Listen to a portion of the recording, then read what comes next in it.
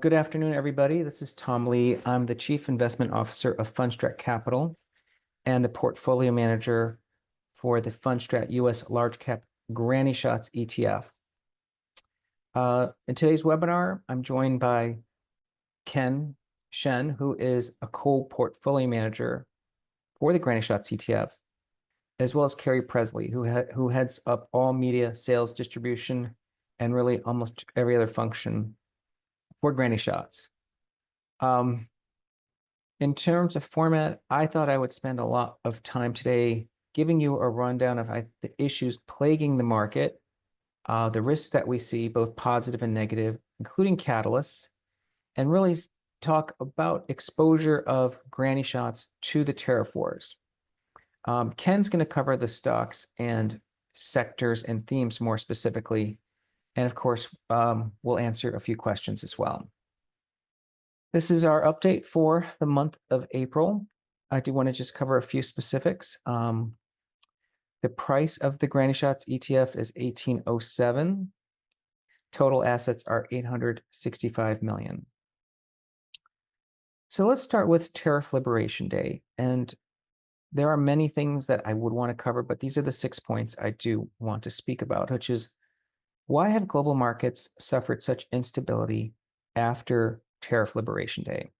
Well, the first reason, I'm sure you've heard it in the media, the proposed tariffs are just derived from an absurd formula. It's not really a measure of the reciprocal tariffs imposed by the other country, but rather it's some way to measure what appears to be their attempt to close the trade deficit itself. But it's a very blunt and very unconventional way to calculate that tariff rate. Just give you an example. The calculated reciprocal tariffs imposed on Tariff Liberation Day was 20%. Now, earlier this week, on Wednesday, April 9th, there was a reprieve given, a delay of implementing the reciprocal tariffs. And so markets kind of celebrated because they thought the tariff rates that would be ongoing would be roughly 10%. But as people read through the executive order, and that would have been on Thursday, the markets realized that actually there's only a modest decrease in the total tariffs on imports, and that's because of the punitive rates applied to China. The second reason markets went into instability is because the covenant of capitalism is broken. Now, we've written about this at FS Insight and at Fundstrat, but the point here is companies, when they're in a capitalistic environment, expect to earn a return on invested capital. But what they need from the government is predictable and stable regulations so they aren't stuck with stranded capital, and it gives them a willingness to invest capital in a country. Remember, a dollar that they put into the ground, whether it's for R&D or a plant, has a 7 to 10 year life. They need to believe that the environment for regulation and tariffs, et cetera, is stable throughout that period of time. The third is Liberation Day gave zero notice for any of the global trade partners, businesses, or multinationals.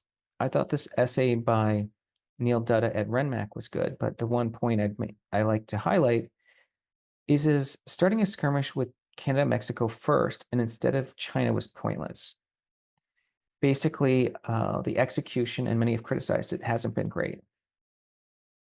The fourth reason markets went into a tailspin is that the architect of Liberation Day looks like it was Peter Navarro and Howard Lutnick, who are viewed as ideological and not necessarily economists. Keep in mind that there's several factions in the White House, but on the tariff maximalist side is Navarro and Lutnick. And on the right side is advisors like Bessent, Treasury Secretary Bessent, and Elon Musk. And the good news is earlier this week, when they made the 90-day pause, we didn't see Navarro or Howard Lutnick in sight. So it looks like the White House exercised the Navarro call, which means giving the curtain call to Navarro in terms of negotiating. The fifth is the Federal Reserve is sidelined for now. Usually the Fed comes to the rescue when markets become unstable, but that's because they're trying to understand the impact of tariffs. Last week, Fed Chair Powell said this on Friday. Markets got nervous, and we had several Fed people speak this week, and they've all echoed the same thing, which is they're not willing to take chances when it comes to maintaining the Fed's credibility on inflation. So until they know if tariffs are going to be inflationary or not, the Fed is on hold. And lastly, all of this uncertainty has triggered pretty big deleveraging across global markets. This is the swap spread, a very popular hedge fund trade. And as you can see, that spread has actually widened dramatically. And this is a bad deleveraging unwind that was reaching a crisis point on April 9th. We had the delay and the spreads actually improved dramatically. But on Thursday, they began to worsen again. Okay, well, with all this in front of us, you're going to ask yourself, what are the upside or downside risks? And I just want to cover these for you. On the downside, I'd say is a cascade of related events, and I'll just cover them in some random order, but a deleveraging cycle may be underway, and people fear that this is also going to be a tightening of financial conditions that leads to a recession and possibly a financial crisis. And in terms of recession risk, before the delay, the tariff delay, Polymarket was putting the odds at 68%. They fell to 48% after the delay, but have actually since gone back to 58%. I would say something over 60% is considered DEFCON 3. Something closer to 70% is DEFCON 4. And when you get to 80%, pretty much the market is telling us it's a guaranteed recession. And people worry about a protracted war with China. Now, I know the White House says that they have all the cards, but as the Chinese say, they have this concept called eat bitterness, which means since they were young, they've learned to tolerate pain. And that's what China is basically saying, that they can wait this out. Now, there are positive risks as well. And I think this is something you need to think about, because I don't know if markets are really thinking about the positive risks. The first is that once we get the first trade deal signed, it may be a template for all of the others, and the market's going to breathe a sigh of relief. In fact, you might even have some inklings of overtures to China, because President Trump on Thursday at the Rose Garden said, in his White House briefing said, we'd love to be able to work a deal with China. I think we'll work something out that's good for both countries. I look forward to it. We'll get a phone call at some point. I mean, sounds like he's open to talking. There's a possibility Trump capitulates. Now, it doesn't mean he's going to give up the tariff deals, but he's going to find a way to declare victory. I mean, we got the first hint of this. And even on Thursday, he says he doesn't rule out extending that 90-day pause. That's not a bad thing, again. The third is he might scapegoat somebody. And Politico carried a story on Thursday that Bessent is leading on trade and Lutnick is playing the bad cop. So again, not only is the Navarro call exercised, but possibly one for Lutnick. Now, these are related. The Federal Reserve or a global central bank could panic because we know currencies are moving. Stocks could stop falling on bad news. That would be a good sign. And finally, keep in mind there is a tax plan and deregulation ahead. So there are positive risks. And this comes down to strategy again. Do you want to be tactical or do you want to be investing? Now, what I mean by tactical is, and it may be appropriate now because of the elevated risks, but you want to focus on capital preservation because markets are hyperactive. I mean, social media creates large price swings. You might be waiting for stocks to bottom, and you're probably interpreting information half empty, and policy change would flip the script immediately. Okay, but here's the thing. There are going to be opportunities created for long-term investors, okay? Remember what Warren Buffett said, in the short run, the market's a voting machine, but in the long run, it's a weighing machine. The US has the best companies in the world. In fact, our granny shots is finding the best of these companies that are exposed to important themes. So in the short run, you might think you're tactical, but in the long run, it doesn't matter as much. It's a weighing machine. Second is that you really are better off buying stocks when volatility is high. The VIX 52, I mean, that's a huge number, as you can see here. And it's, the VIX term structure has gone absolutely bananas. because the spot and the 1 month are way above the other contracts. But whenever you get this inversion in the VIX term structure, okay, and there have been 11 of this size or more, not a whole lot. Look at the 1 week, 1 month, 3 month returns. They're all pretty good. You want to buy stocks when they're below their 200-day moving average. I'm sorry, when that number is below 20. It actually hit 14% this week. It's kind of rebounded a little.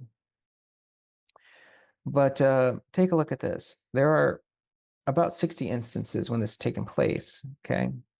But in the last 10 years, 6 months later and 12 months later, 100% of the time, you actually you had positive return buying when this percentage is below 25%. Now, another thing is we're probably getting close to the point, I'm not going to say we're there yet, for stocks to be in sold out conditions, not oversold. Walter Deemer coined this phrase. He says oversold markets are ones that have gone down a lot, and sold out markets are ones where there's no more stock left to sell. Okay. And he goes on to point out a sold out market has gone down a whole lot, but there's not more stock left to sell. The news is terrible, the outlook bleak, but there's just nothing left to come out. I think we might be seeing this with Mag 7. It looks like on a relative basis to the S&P, they bottomed on March 28th, so about 2 weeks ago. And on April 8th, you can see when the market had that panic freak out, made a higher low. It's almost to me suggesting it's sold out. Same thing with high beta stocks. They bottomed on a relative basis April 4th. And actually, as you can see, I've been finding support even on April 9th. So is that sold out? I think so. Well, what about granny shots? I thought it'd be helpful, and Tireless Ken is going to cover this in more detail in the next section. But when you look at global exposure, especially to suppliers, few of the companies have significant exposure to China. Of the 33 stocks, 2 stocks have more than 30% supplier exposure to China, GE Vernova and Tesla. What we mean by that is, as you can see on this chart, for GE, roughly 30% of its parts come from China, Tesla, 25%. Tesla has a strong relationship with China, and GE supplies critical infrastructure. I think that they do have pricing power there. Now, there is some strange news for the Model S and X, which aren't the high volume sellers in China. They have suspended taking orders on their website for China. But as you can see, on a relative basis, China bottomed versus the S&P on March 10th, basically more than a month ago. And on April 8th, they held a higher low. So I think it looks pretty sold out or washed out. And GE Vernova, similar situation. It looks like GE Vernova bottomed on March 7th relative to the S&P. On April 3rd, had a retest but at a higher level. So is that sold out? Because that's, again, a month ago. 9 stocks have 60% supplier exposure domestically, which is kind of a good ratio. Top of the list are names like MicroStrategy, Palantir, Progressive, CrowdStrike, really popular names. And as you can see here, MicroStrategy and Palantir are 100% US sourced companies. So just to cover this, you may not be sure what a granny shots is. It's referring to an unconventional way to do a basketball free throw, popularized by Rick Barry, who made 90% of his free throws. The way we do granny shots in the stock market is we look at the most important themes that are multiple year drivers of the economy, like millennials, global labor suppliers, and the rise of AI and automation, energy and cybersecurity, or easing financial conditions. And we have tactical themes like style tilt, seasonality, and the PMI recovery. To be a granny shot, not only are you in one of these themes, but you have to appear in more than one theme. And so stocks appearing more often are considered the granniest of granny shots. Okay, well, I'm going to stop this here and turn it over to Ken. Thanks, Tom. Hello everyone. This is Ken Xuan or Tireless Ken, my stage name given by Tom.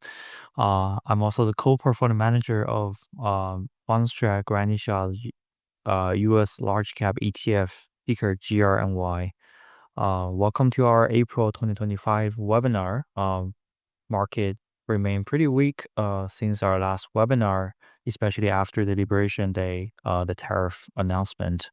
The fear of a recession spiked, but fortunately, the Trump administration took action on Wednesday to pause the reciprocal tariff for 90 days, well, except for China.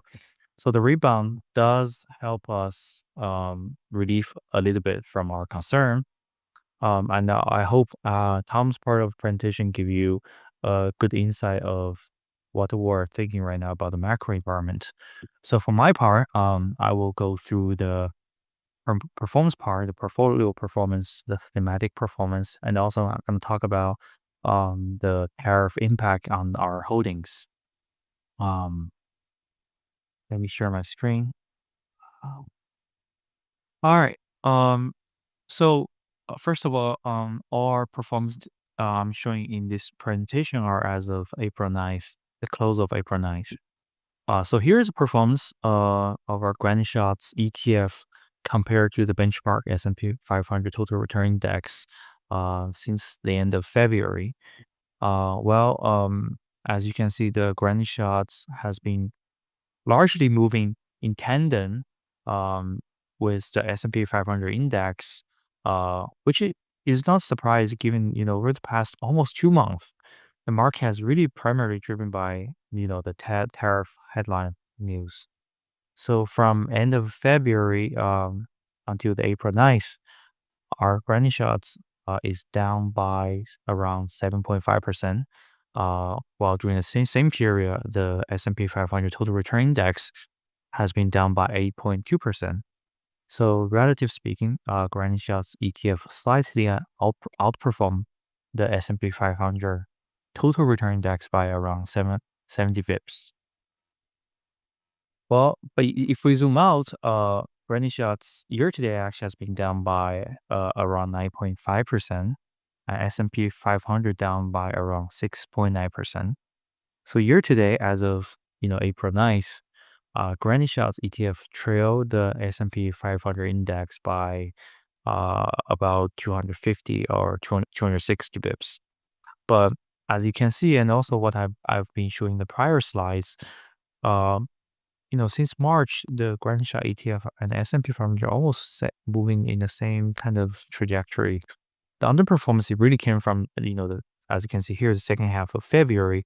When the market S&P sold off from the peak, and where our GRNY shot ETF also got hit, and the relative performance has really dropped from the outperforming by 200 bips to underperforming by 200 bips.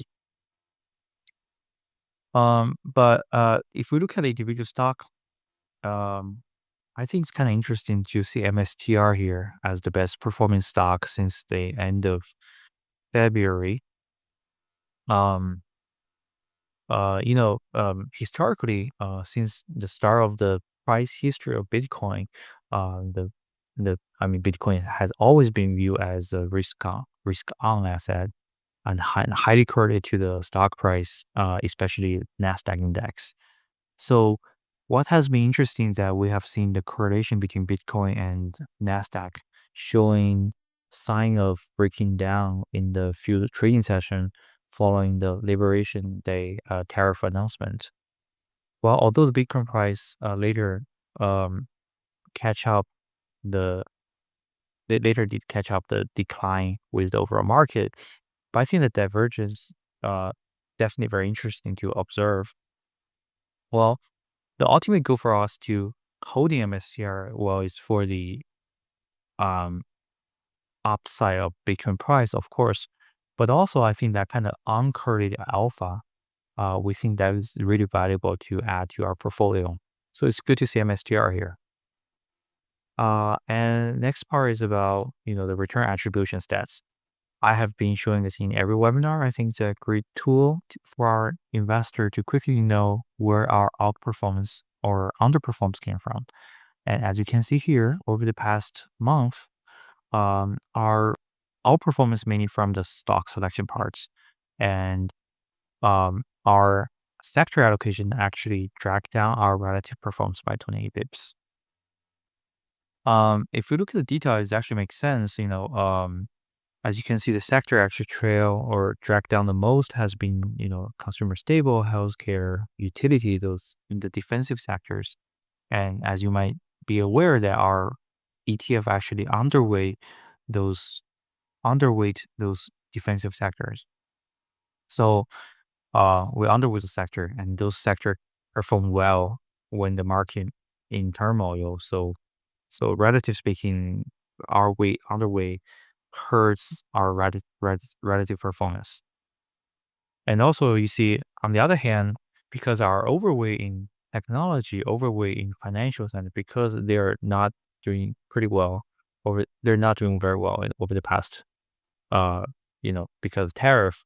So our overweight actually also kind of hurting our overall performance. That's why here the sector allocation part will actually track down our performance.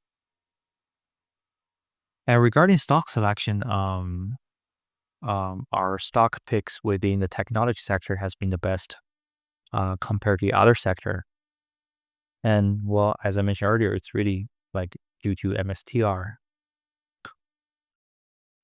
And next, let's look at the performance by themes. First of the short-term themes, Style 2 has been the best performing short-term theme, although it's down by 5.2%, but compared to S&P 500 index is still good. PMI recovery has been the worst performing short-term theme, down by 10.4% since the end of February.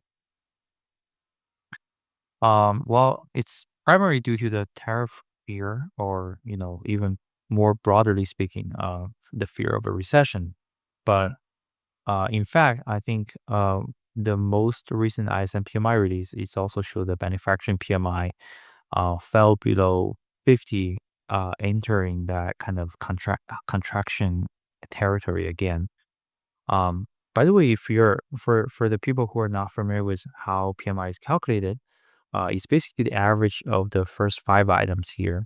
New orders, production, employment, supplier, deliveries, inventory. Although, I mean, ISM actually do provide those kind of additional subcategories like price pay, imports. It's very informative. It's good. It's actually very useful, but they are not part of the calculation of the headline PMIs. But one thing we actually do actively tracking, or we pay most pay most attention to it has been the new orders. Historically, this subcategory tends to be a leading indicators for the entire PMI. Now it's down 3.4 compared to last month. Of course, no doubt, this is kind of because of tariff, the uncertainty around tariff. But also, I think many companies chose to pre-order in order to avoid tariff. So the data itself might be also kind of distorted.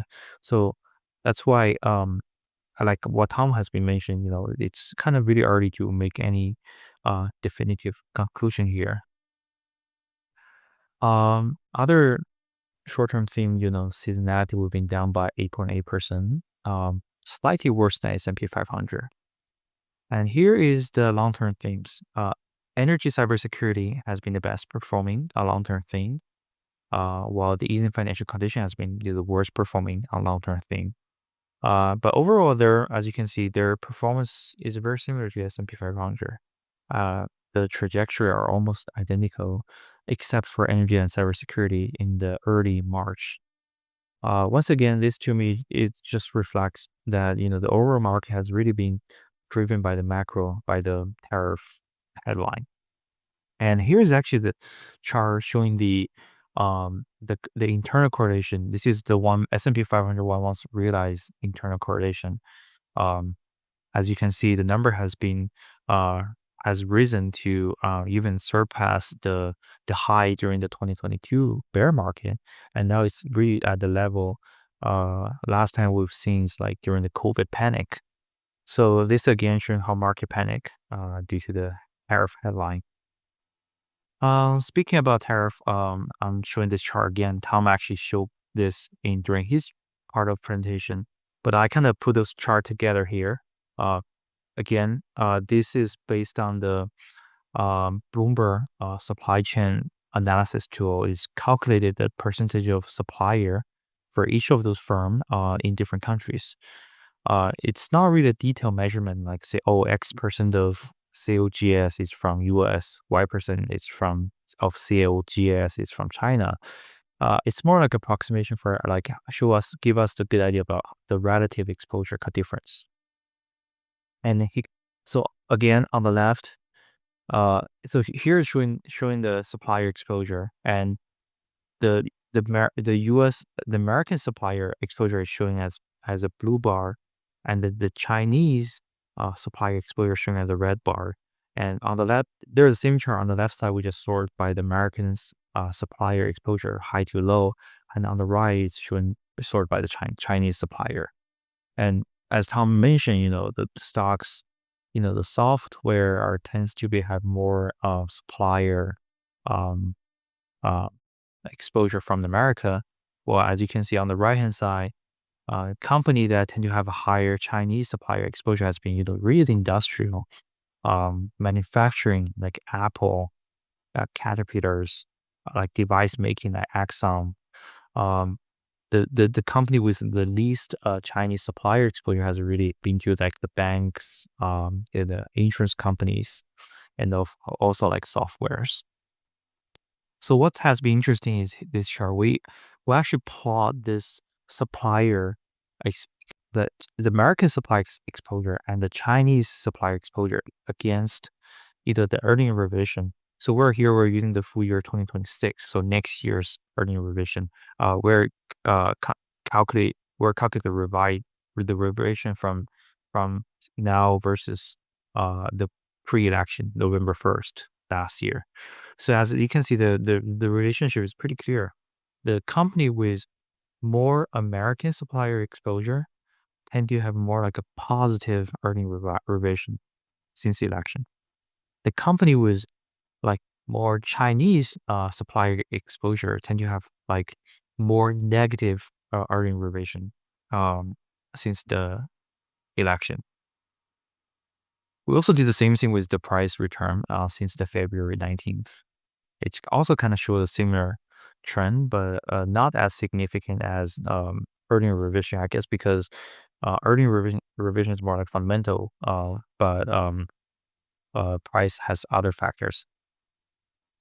Uh, so this is about supplier side, and if you're thinking about from the entire um, value chain perspective, there is a supplier and there is a customers. So here we're actually showing the customer exposures, and we're just using the revenue by countries to as a proxy for this kind of customer exposure. And again, on the left is showing like the company with the highest American customer exposure to the least American customer exposure. And on the right hand side is the company with the highest Chinese customer exposure to the least Chinese customer exposure. And as you can see, the progressive Qantas, Axon, ANET has JP Morgan, the banks has like more like a American um, customer exposure. While on the China side, Qualcomm, it's those semiconductor names, Apple, and also like Tom mentioned about Tesla, has high Chinese customer exposures. MSTR is really kind of exception here. Like they don't, the data they have really is it's really like for Bitcoin proxies, so it doesn't really mean much here. So that's why it's like blank. And we also do the same analysis. We plotting the American customer exposure, Chinese customer exposure again the earning revision since the election. It's kind of like showing the same kind of relationship. And we also plot the same thing for the with the price return.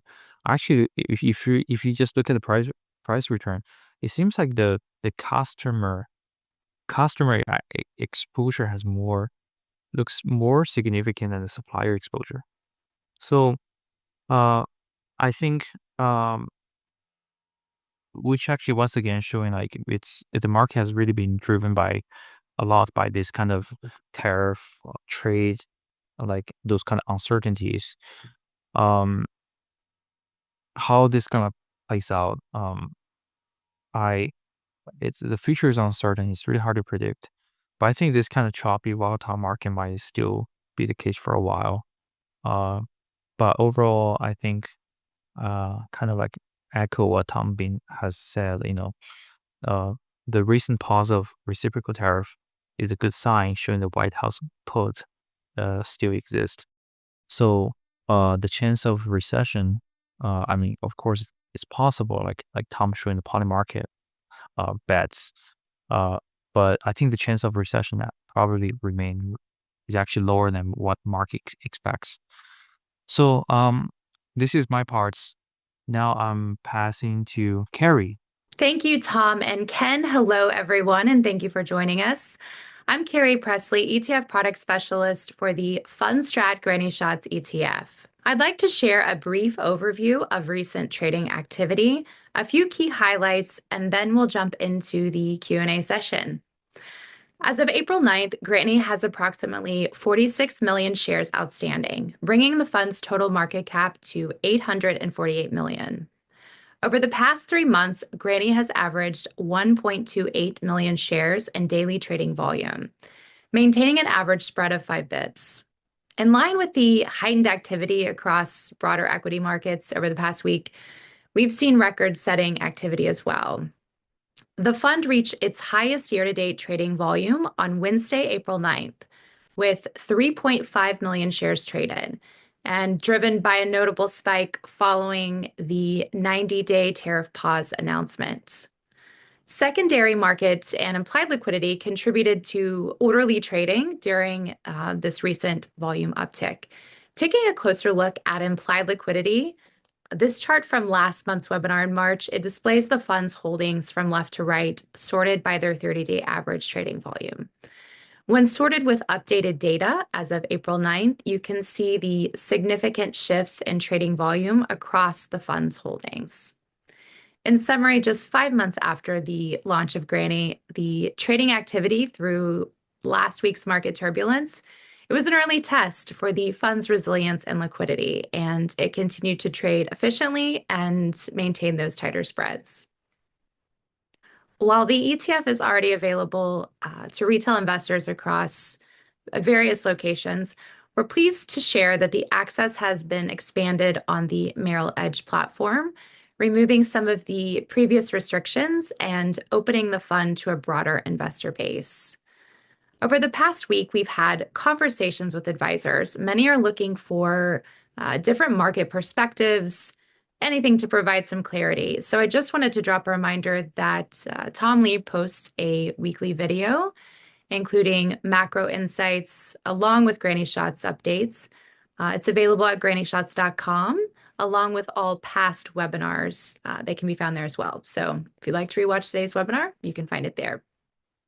Also, the Fundstrat Capital YouTube channel is also an easy and efficient way to stay on top of all the new content, and you can access the full library quite simply. In addition to Granny Shots and the social channels, we're excited to share the Fundstrat Capital website is now live as well. It's a centralized spot for products, services, and we'll be expanding those resources as well. And finally, upcoming events, we will be ringing the opening bell at the New York Stock Exchange, attending the ETF.com Awards Dinner, where we are honored to be nominated for the Best New ETF Issuer. And before the next webinar, before we see you all again, the Granny Shots ETF will cross the 6-month mark. Now, let's dive into your questions. Tom, with growing uncertainty around global trade, are you considering any updates to the longer-term themes around global labor supply, financial easing? Many CEOs are reassessing their strategies or pressing pause in the near term in response to new tariffs. Are you seeing a need to reevaluate or adjust the 7 themes reflected in the portfolio? Okay, thanks for the question, Carrie. It's obviously multiple parts. Yeah, it clearly makes sense.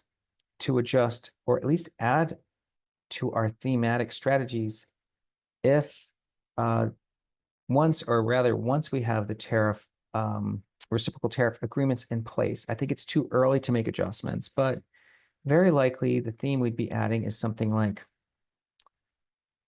domestic sourcing or onshoring. And we'd identify companies that are going to be associated with the idea of the supply chain moving back to the US. Next question is for Tom. You've mentioned Tesla in your weekly update videos. What are your current thoughts? It seems Elon is stepping back from the White House. Maybe we are beyond the My Pillow moment, but now Tesla could be facing real risks, both the supply chain side and Tesla sales in China. Okay, well, with regard to Tesla, you heard some of the updates I mentioned in our current thoughts in that previous section, but I think that the stock is speaking for itself. It looks like it's washed out because the headlines have not been great recently. There still are protests against Elon Musk. He's announced his departure date, and yet the stock is actually making relative highs. Thanks for the question. This question is for Tom. If we do see sustained or elevated tariffs, particularly with China, what long-term opportunities or upside could that create for the US economy or domestically focused companies? Okay, with regard to elevated tariffs in China, I think I'll take a stab at it and then hand it over to Ken as well. But I think it's probable there's going to be a protracted standstill with China. Now, protracted could be 1 month, 2 months, 5 months. These are obviously humongous penalty rates. I mean, especially compared to 2018. I mean, 145%.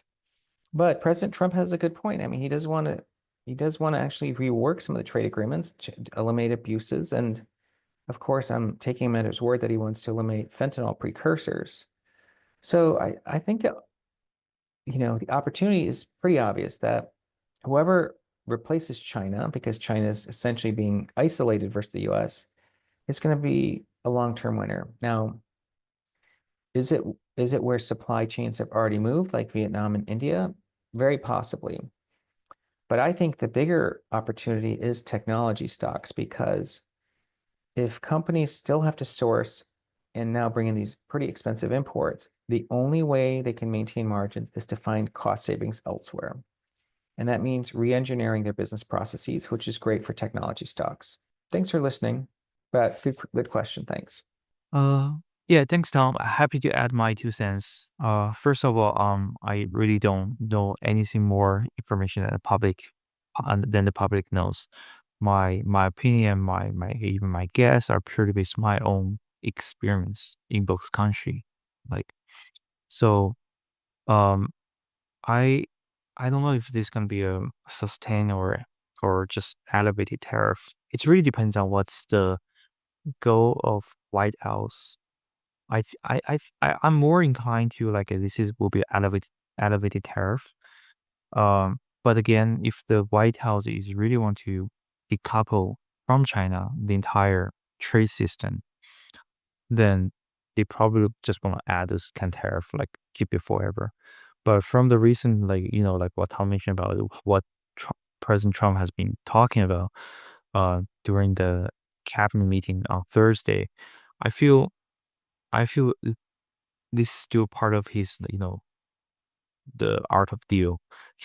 um, so I I think ultimately, like, he still wants to re-industrialize American like society, American economy. That doesn't necessarily mean he wants to bring those factory back to America. Uh, like, because just from the labor perspective, the labor cost perspective, that just doesn't make sense. I think he's more wants to, first of all, moving the supply chain out of China so that decrease the systematic risk if there's something happen, like conflict happen.